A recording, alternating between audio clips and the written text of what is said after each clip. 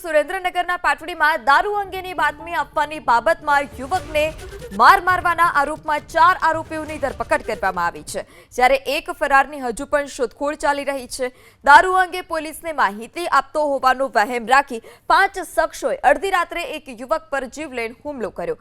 આ મારામારીમાં પોલીસે ગણતરીના જ કલાકોમાં માલનપુર નર્મદા કેનાલ પાસેથી કિશન ઠાકોર, અશોક ઉર્ફે ડોટાળો, દેકાવાડિયા અમૃત ઉર્ફે ડોડી વેલાભાઈની ધરપકડ કરી છે, જ્યારે મુખ્ય આરોપી ગદરેશ ઠાકોર હજુ પણ ફરાર છે, જેની પોલીસે શોધખોળ શરૂ કરી। દારૂ અંગેની બાતમી આપવાની બાબતમાં યુવકને માર મારવાના આરોપમાં 4 આરોપીઓની ધરપકડ કરવામાં આવી છે, જ્યારે એક ફરારની હજુ પણ શોધખોળ ચાલી રહી છે।